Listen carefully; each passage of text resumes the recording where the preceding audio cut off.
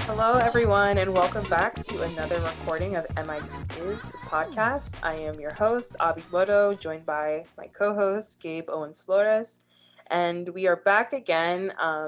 Now it's Black History Month, and we just recently got back on campus. So a lot of new things have been going on, and we're really excited to just talk about it. So, Gabe, how are you doing? I'm all right. I'm just moved into a new place in Alston, which is like somewhere in Boston. Um, Yeah. Vaguely east of west of MIT, like across the river, and Mhm. it's very nice area. Lots of restaurants, um, lots of nice street art. There's this one really cool intersection that it's like a four-way intersection where you can just like cross in diagonal, which is a cool thing. Is this Chestnut Hill by any chance? It's not a hill, so I'm not sure if it's Chestnut Hill. Yeah. But names sometimes are weird. How are you doing? I'm doing pretty well.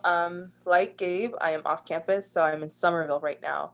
And it's been really good. I think living alone has been really nice and bad, good and bad. Socially, it's kind of tough, but I think Yeah. personally, I kind of enjoy it. And I've been focusing on classes and working and such, so it's been really good. I see an instrument behind you. Is it yours? It is mine. It's a bass that I haven't touched in perhaps a year.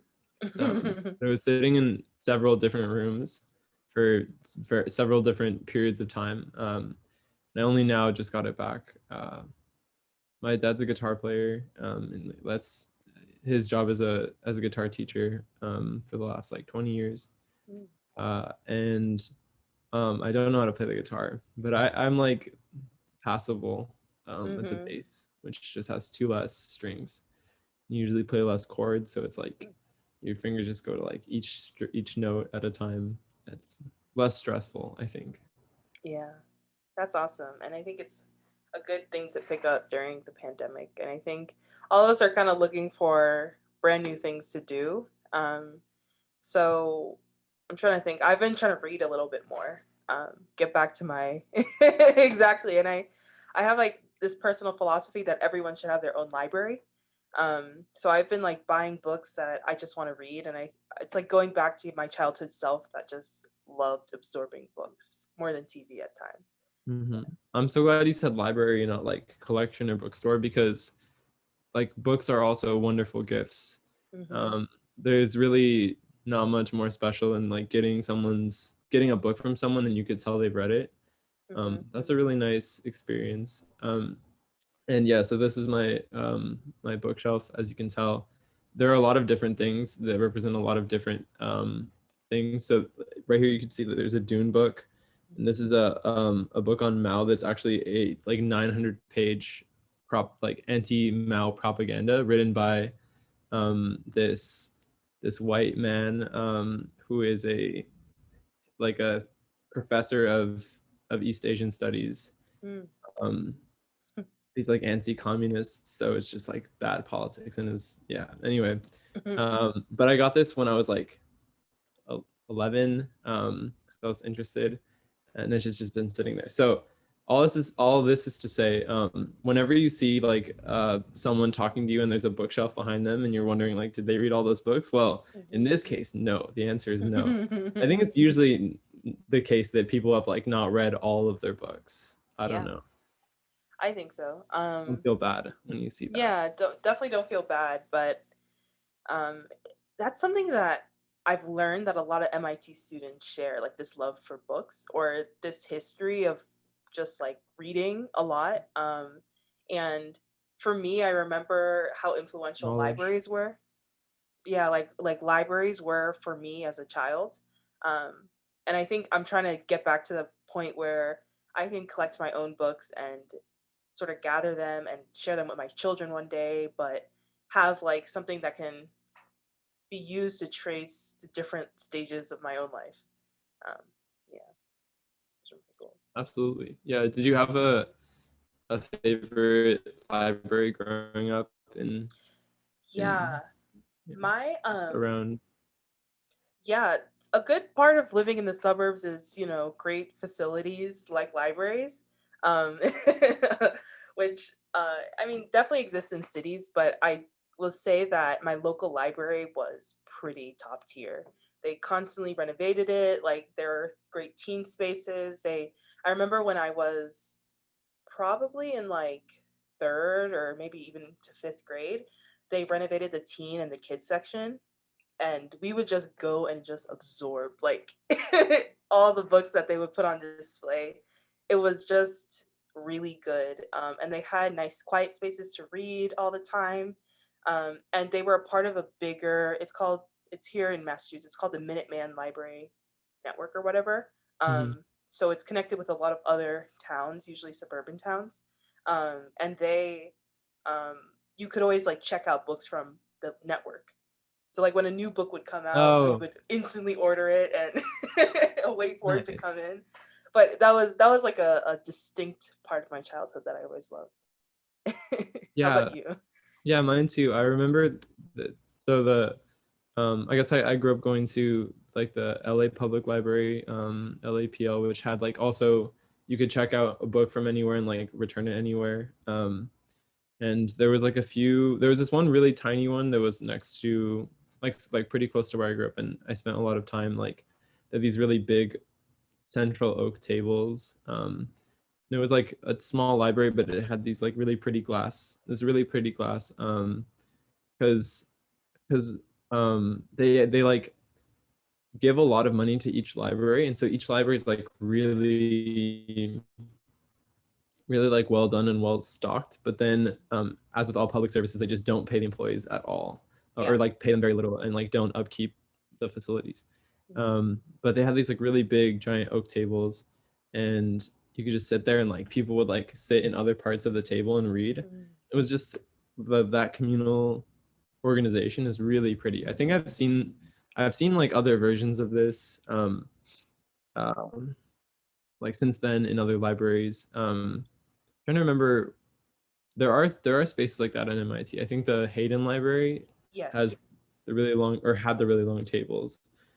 You could just sort of sit there. And it's funny though, because those tables are like all really old and stiff. So if you Mhm. like slightly creak your part of the table, like it'll just like shoot all the way down the table, and everyone would sort of. Yeah. Um, but that is another part of MIT that I will always miss, the libraries. MIT libraries are top tier, and I don't think I ever really appreciated them for what they really were. And the like vastness of the collection and how many things you can do within the library system. Like you can go into the archives and find things that are completely dated, um, but how knowledgeable the librarians were of different topics. And if you're listening and you're interested in MIT, that's one part of MIT that I really implore that you explore. Even if you don't go to MIT, or if you're just like near an institution, um, a lot of like university libraries will just sort of like let you go in. And like sometimes you can't stay overnight, but like just go home.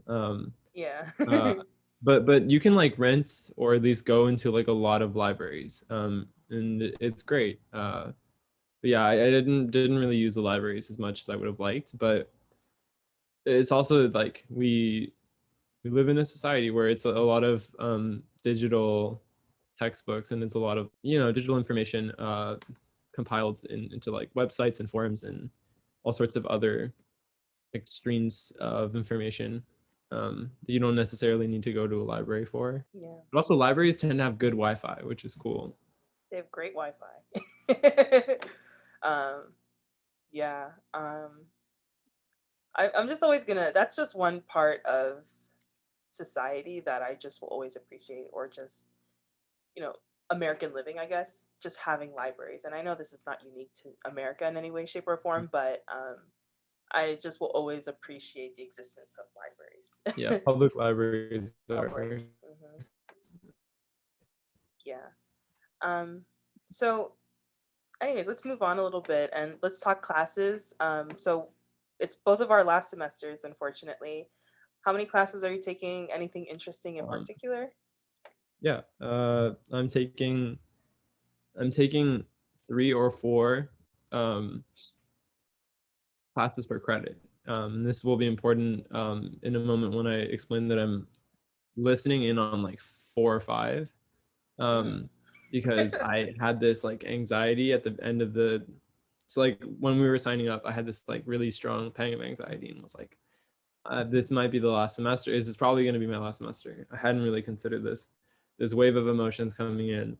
Um, what a wealth of information in front of me. I could never learn all of it. Let's Yes. just pick up a lot of it on the way out, and that way I'll feel better. And So that's a I'm very gonna, real anxiety that MIT students, that's very real. I feel it, and a lot of other people I spoke to yeah. definitely feel So that. Yeah. I'm Hmm. gonna go through, and keep in mind that I am not capable of taking all of these for credit, although some MIT students are. Hmm. And the differences in our capacity, I think, have a lot of varying dimensional differences, or varying differences in a lot of dimensions. Hmm. Um, so it's not something that we need to get into. But so I'm taking 8282 Intro to Astronomy, 12400 Our Space Odyssey. So I'm just getting in some like intro astronomy because I've done a lot of, anyway, I just don't have that much. 1650 Aerospace Propulsion, 16343 Space and Air Instrumentation,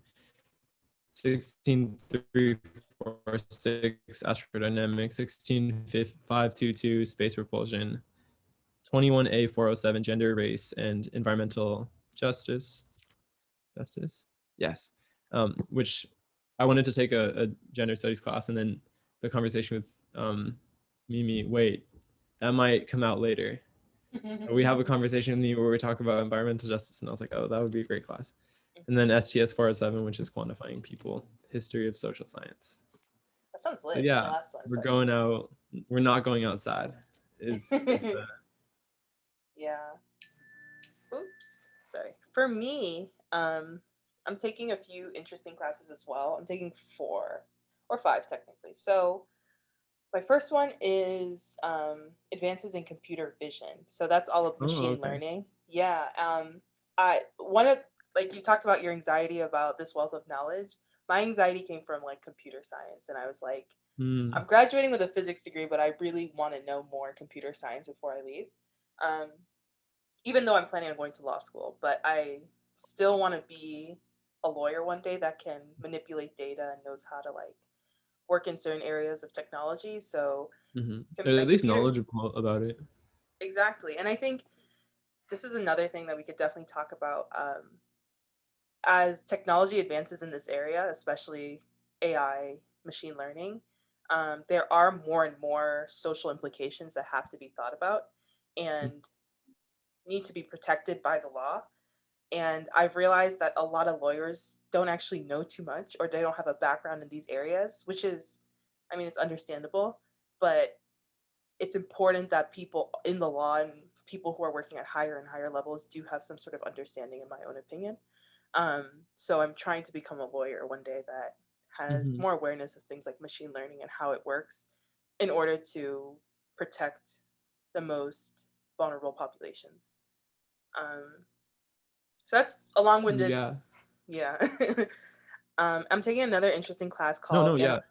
yeah.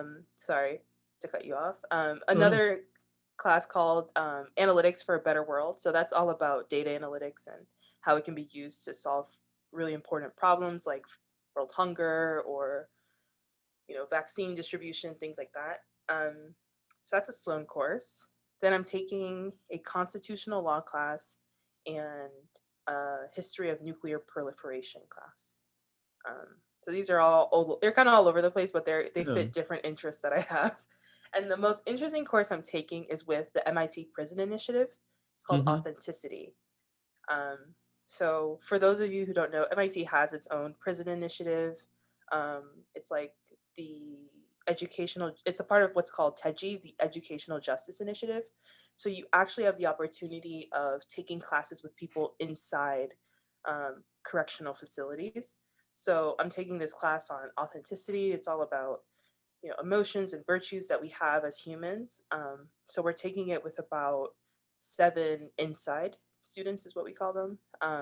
And yeah, it's just a small class, but interesting interaction that I've never had personally. And it's like, I care about things like criminal justice, so it's like it's good to have some sort of exposure to people who are actually affected by that system. So it's been so far it's only been a week, but definitely been an interesting week. Yeah. Yeah, So, that last class sounds wonderful. mhm. Yeah, and it's just one of those things that MIT has, and if you get so caught up in your major, you'll never realize. But I think the pleasure about being a senior is that you're pretty much done with your major most of the time, and you have the opportunity to, at least for me with physics, physics was really light. So I have now the opportunity to just sort of explore all these different parts of the institute. Okay, so right now, it's the spring and we're still in the pandemic, unfortunately, but we have our freshmen, our sophomores, and our juniors that are still on campus. So, have you heard anything? They're still in quarantine right now, but I'm wondering if you have heard anything from anyone on campus about what's going on, what it's like. No, no, not really. Not anything I think different than in last semester. Although I have heard that they have like a catering company that's coming around this time, and I've heard that they have like sushi and like all sorts of like very good sounding food. It's much Um, better than what we had, I think, originally. wow. Isn't there like 3 times as many people? Yeah, so it's different now also because people have to share rooms. There were a lot of empty rooms when it was just seniors, Hmm. but people are literally doubling up in rooms and such. Oh no. I Yeah, hadn't but heard that. I've heard that it's not too bad. I think quarantine, the Q week, it's a little hard for some people. But I think that's just natural. But people are definitely like adjusting to what's going on, which is not bad. Another thing that we could talk about was just last week was Valentine's Day. Um, so something that we were thinking about talking about to you, the viewer, was about campus relationships and how we sort of navigated that now that we are seniors. And Valentine's Day was interesting because I think a lot of people were talking about it this year, um, probably because we're in a pandemic and such. But uh, yeah, Valentine's Day was an interesting time. Did you do anything in particular, Gabe? Um, no, I think I stayed inside all day with my significant other. Besides that, like, no. Yeah, same over here. There were some interesting like algorithms going around, or whatever you want to call them. These matching algorithms. There's like the Aphrodite project and Data Match. So I actually did that with a couple of friends of mine. So it's literally where you enter like 100 different answers to questions about like who you are and what you're interested in, and then they match you with someone either at MIT or like the other participating universities. And I got matched with someone, which was fun. What did you get matched with? Someone, he's in Sloan. So I won't say his name out loud, but yeah, like we matched. We got a pretty good score, and we actually just yesterday went out on a date, so it was Oh, fun. what? Okay, so like, there it is. Yeah, how Yeah. was the date? It was fun. I was actually nearby to you. I was in Chestnut Hill. Um, so the date went pretty well. We connected. Like we have a lot of things in common. So I thought it was fun. I had a great time. We had a great conversation. We learned a lot about each other. And Oh, it was crazy. It was one of those things where you're like, if I had not done this algorithm or this app or whatever you want to call it, we would have never met. Like there would never have been a chance. So it was good. It was good. yeah. I met my girlfriend on my FPOP, which is like the freshman pre-orientation program. So like before we get here. That's so cute because that doesn't happen very often. No, Yeah, it's been like 3 years now, I know. So, how do you, but from the perspective of someone who has been in a relationship, how do you see relationships at MIT? Because I don't see a lot of committed relationships like that last.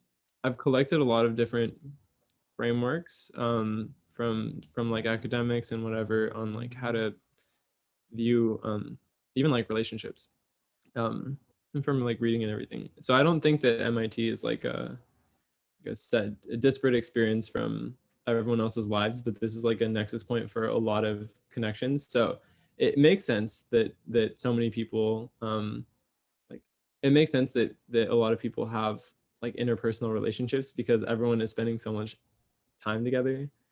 Mhm. And it's like there are really like intense days when people like throw themselves at classes that are like going to be difficult, and they end up spending like 10 hours on like a single problem set.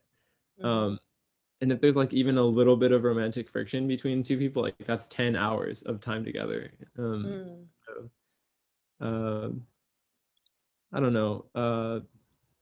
I think that I also don't think that like love or romantic interest is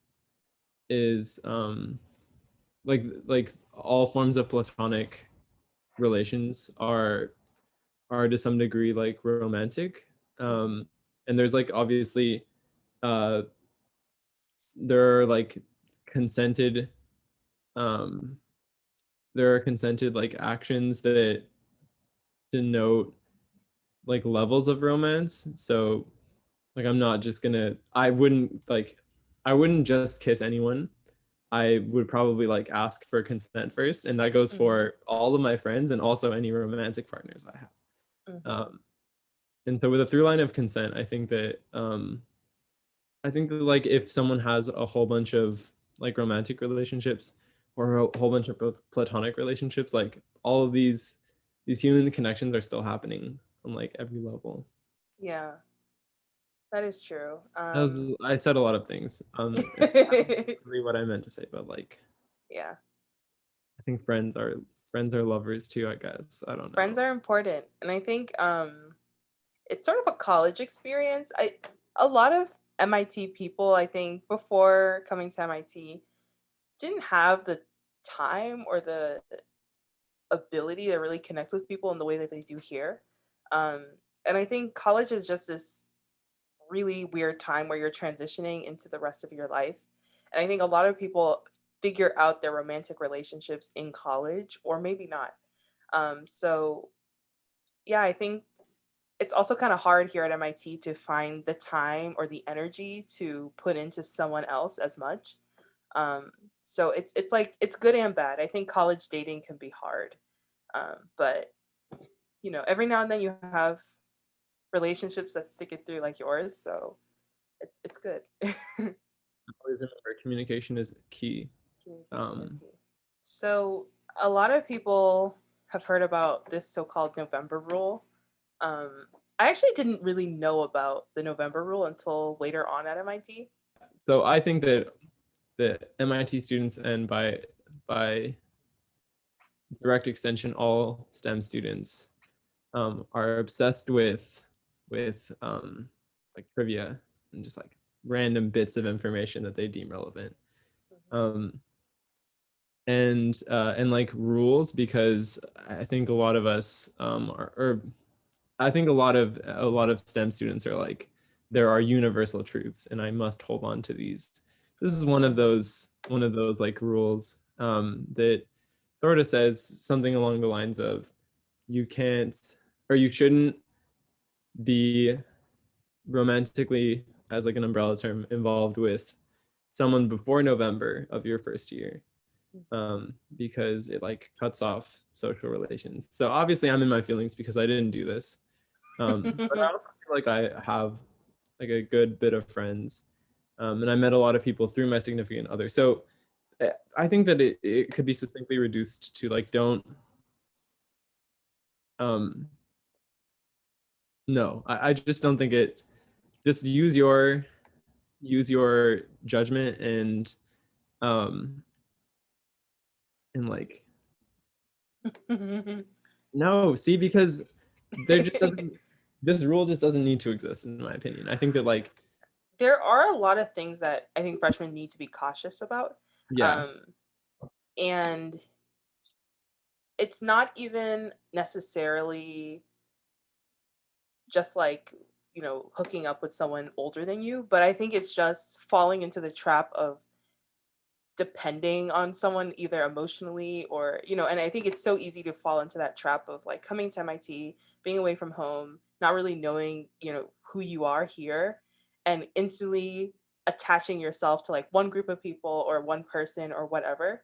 And I think the November rule is kind of dumb, but I think there is like a bigger issue, I think, of being careful of, you know, giving yourself, I guess, the space or the leeway to do what you need to do to find yourself here and like what you really yeah. enjoy. Yeah. But I guess that's my contention with the November rule as it's formulated, because that is something that exists, that should have existed before, and also should exist after the period of time between when you get to your university and November. Mhm. Like you should always I don't think that a journey of self-discovery, if that exists in everyone, um like ends or like rapidly evolves through any period of your life. I think it happens consistently, Mhm. sure at different speeds, but like consistently like throughout your life. And so these are fundamental things that should exist like throughout your 4 years, and also 4.5 years on average, and like always afterwards. Mhm. Yeah. Again, Yeah. because I didn't follow this and I feel like I'm okay. Um, Mhm. I also think that if you do like latch on to someone, or you like have a strong foundation and you communicate with these people, and like you're able to both, like I have a lot of friendships like that are like contingent, or not contingent, but like that are also friends with my partner, and like we are like this network of friends, but like that's community. Like you're always in a Mhm. network of relationships, and as long as I don't think that if this relationship is to end, I don't think that it's going to end like negatively. I'll Mhm. still be their friend, because I am at the core of my relationship also a friend, like their best friend, and vice versa. Yeah. Mhm. Yeah. I think you know, this is I think codependency is something very common here at MIT, and it's not a freshman thing. It's something you see in all years. And Yeah. I think if I would just, give a piece of advice, it's to be careful of that. Because of course you need to depend on other people. Like I'm not telling you to go through all your classes by yourself without any help. You definitely need to depend on your friends and your community to a certain extent. Um, However, you should always be cautious about how your dependency is looking, and be cautious about codependency. And I think that's in college relationships, that's so common and so dangerous, and something you do have to watch out for. And making sure that your relationships don't limit your community, that you are still broadening your horizons and exploring your interests, and not allowing a relationship to do that. And I think that would be the piece of advice that I would definitely give to anyone trying to navigate college relationships. All right. Well, that was an interesting conversation about Valentine's Day relationships. If you want to hear more, definitely drop comments or whatever in a Google form in our description. We'll definitely read that. But in the meantime, I think we can get into what we're doing right now on campus outside of academics. So, Gabe, I know you're in a really interesting Europe. If you want to talk about Mhm. that. Yeah. So my Europe is once again in the space enabled laboratory. It's yeah, it's just a lab that I really agree with. I picked like a very specific major. Um, in retrospect, maybe a different major could have been more broadly applicable, but that doesn't change like who I am, and I think I am who I am. So, um, this is the best use of my. I think this is the best use of my both my skills and my major, which is helping a team build a wax propellant system in outer space. So it turns out that paraffin wax, like candle wax, and by extension beeswax, is a very good propellant, which means it can be used as rocket fuel. And so rocket fuel generally falls into two categories. There's solid and liquid. Solid motors are like, so these that's not true. So I guess these are rocket engines. Rocket motors. So rocket motors are solid, rocket engines are liquid. And so a problem with solid rockets is that they burn through all of their fuel fairly quickly, because once you light it, it's hard to like stop a rocket engine, save like removing all of its oxidizer or removing some part of the burning process, which is again difficult to do. So in space, a lot of the times they use weaker motors or weaker engines that have less power, but will last longer. But it was discovered that wax is a very good propellant. It burns really hot, and it can shoot out very fast. And so because of that, it's possible to maybe like have it. So this presents like two very beautiful, important things for possibly future rocket projects, spacefaring projects. One is that wax is really inexpensive, and a lot of people have access to wax. So there's way less of an access issue. So rockets are extremely expensive, and the fuel is like really difficult to produce and also expensive.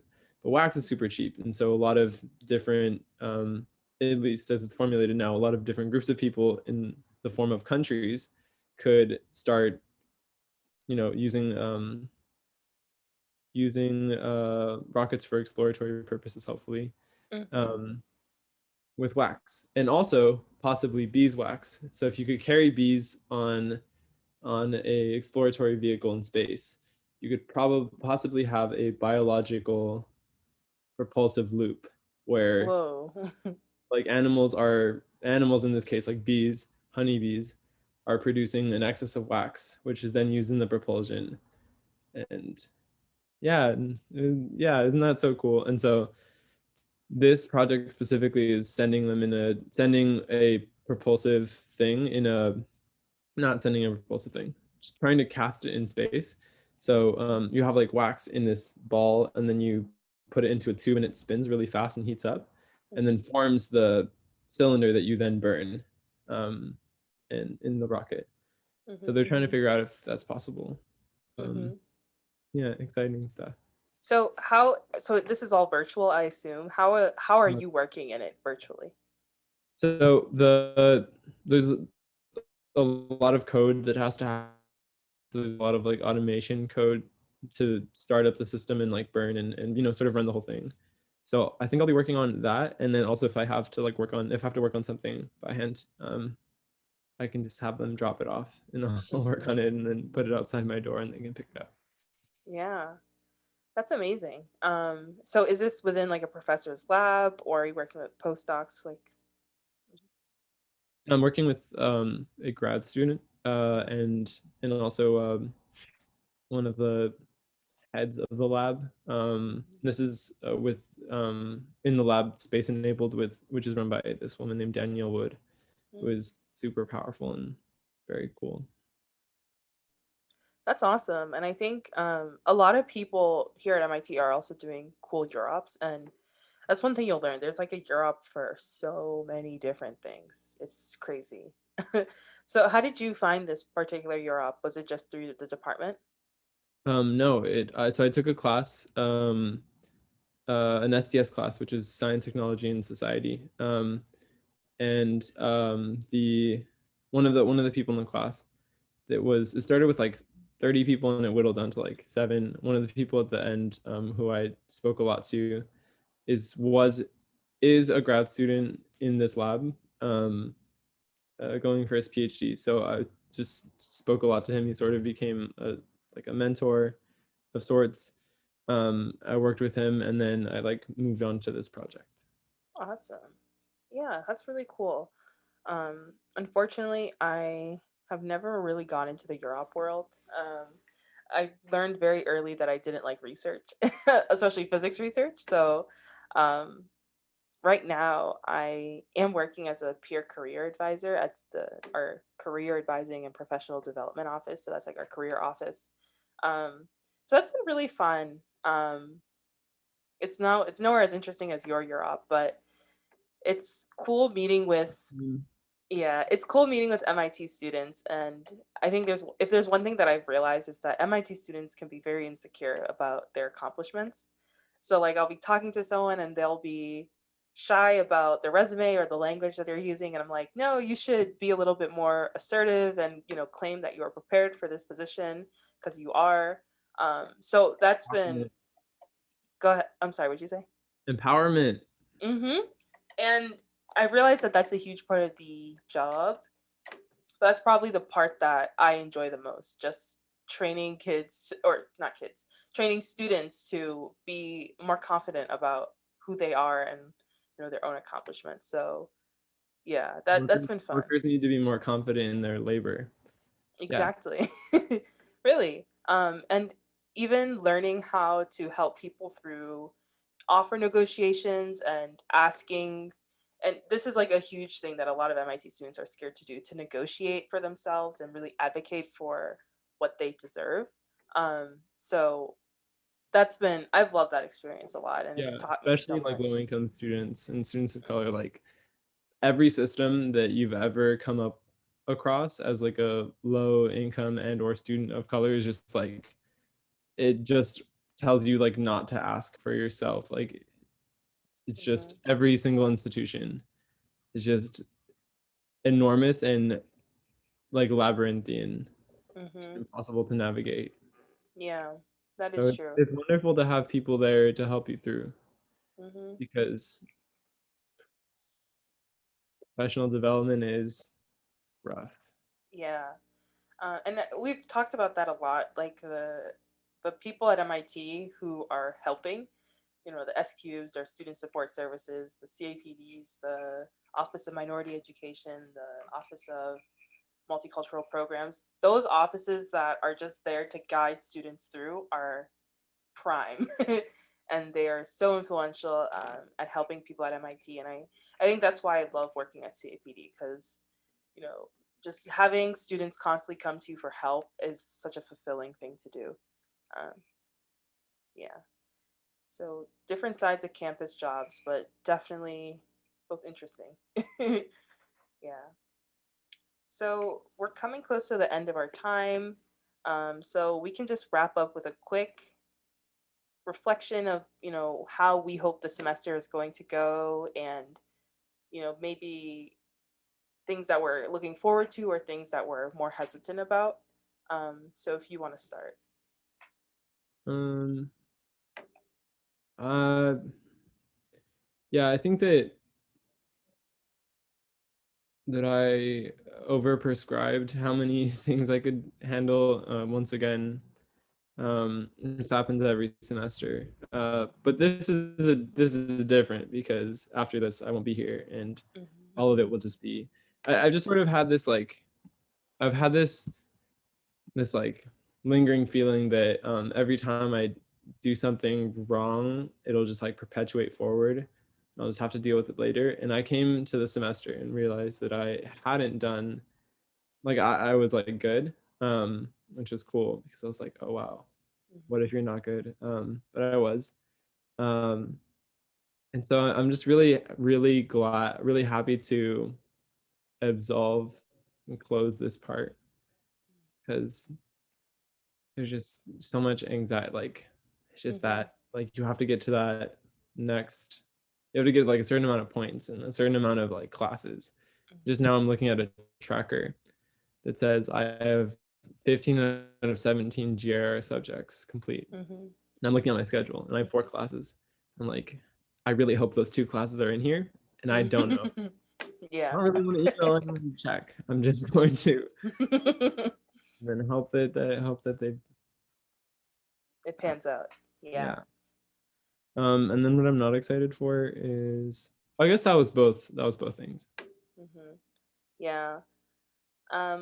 You? For me, I am looking forward to my classes. The content of my classes are very tailored to what I am interested in now. And that's a bliss of senior year. You can just do what you're interested in. And I no longer am taking that physics class that I have to graduate. I'm just taking stuff I want to learn. So I'm looking forward to walking away from this semester with skills that I just didn't have before, but that will carry on into the rest of my career. I think the thing that I am most hesitant about is finding a full-time job opportunity. And I think for me, it's been hard giving people career advice while knowing that I still don't know what I'm going to do. And it's like, okay. And, professors and people have been telling me like, you'll find something, you'll be fine. But that is something that I think every student wants. You want to know that you went through this whole thing called college and you came out with at least another stepping stone of where you're going to go in life. And I think not having that job security in this pandemic has been scary, to be honest. Yeah, like it is completely valid to do whatever you need to afterwards, especially because even if no one, or even if people disagree or say otherwise, this is a recession. A lot of people are making money, but that's at the expense of everyone else who's not making money. And it's so easy to hop on down, but it's really hard to go the other way. So if you're like a graduated person of any level of education and you need to just like go back to your parents' house or crash on some couches, know that you are valid and the world is horrible. But also you're going to be great. And I hope that as well for everyone listening. Hope you get that job. Yes. So thank you for listening to this episode. We'll definitely keep planning and thinking of new things to talk about. But if there is something in particular that you want to hear, make sure you fill out the Google form, which you can find in the description of this episode, and we will read it and definitely try to fit to that content. So thank you once again for listening to this episode. Sorry, go ahead. What did you say? Black History Month. Yes. Hope you have a good rest of this month. Yeah, and just stay safe, stay healthy, and just do your best. All right. Bye everyone.